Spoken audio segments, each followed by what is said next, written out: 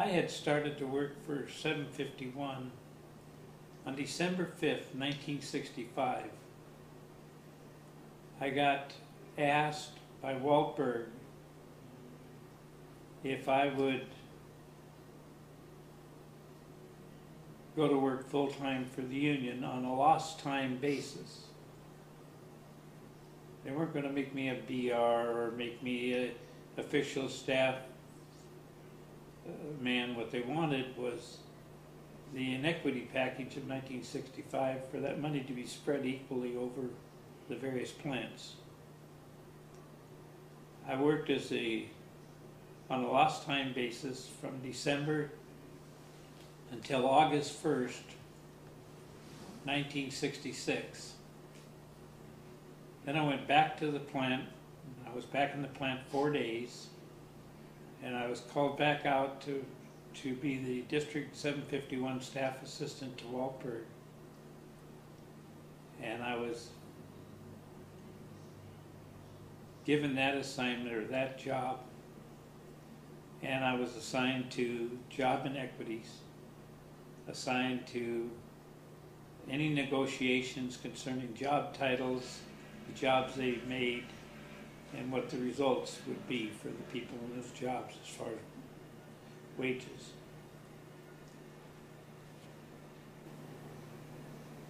I worked for District 751 for 15.5 years.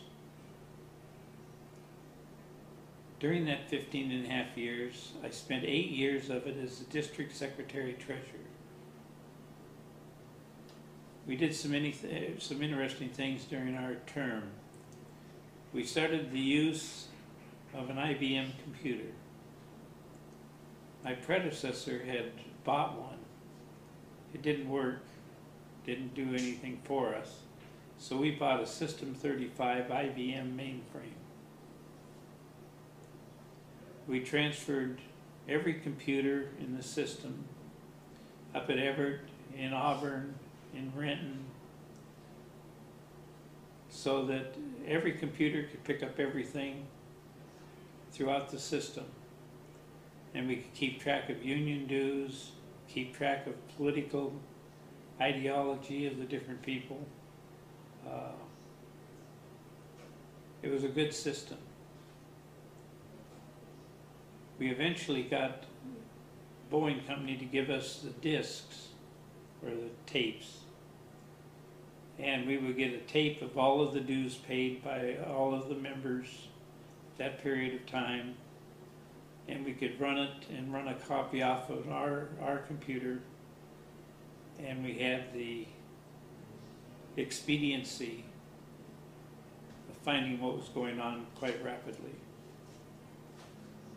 Now, up until I was Secretary Treasurer, I bought a new computer for the dues office. And luckily we had it when the next strike occurred. Because at that time, the union, national, was running out of strike funds. And they would normally ship us the checks already made out, and what we had to do was disperse them through the employees. But when they ran out of funds, what do? Well, I had been able to save union money up to the tune of over $3 million that we had in the bank. And with the office team I had, my employees that worked for me, we wrote up in one payroll period 150,000 checks. That's to cover the 2 weeks and then the next 2 weeks that you float over. We were able to maintain the strike fund for every employee that was supporting the strike. We had a lot of experiences through the 65, the 68, 71, I believe it was the next strike, in that we had trouble finding locations big enough to hold our membership so that you could have a vote. We rented the Six Stadium on Rainier Avenue in Seattle. We had the voting, and at the end of the voting and the end of the count, we were something like 18 votes short of having a 2/3 approval by the members. So the strike was canceled and we went back to work with a new contract. In later years, we had trouble getting, we were able to hold our strike votes at the Kingdom. The Kingdom worked out for 2 contracts very nicely.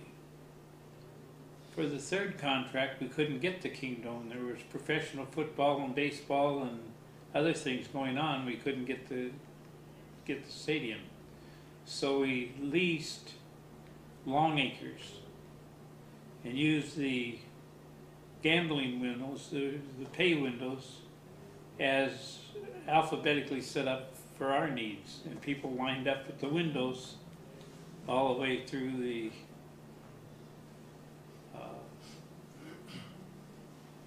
development of Long Acres, and it worked out very nice for us.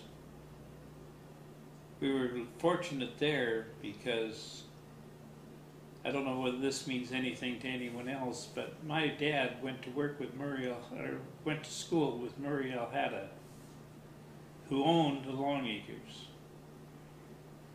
They'd both been in high school together. My dad gave me a little help by calling up Murray and says, "Isn't there something you can do to put these people in and give them a place to vote?" And he did. So it's nice to have some friends along the way.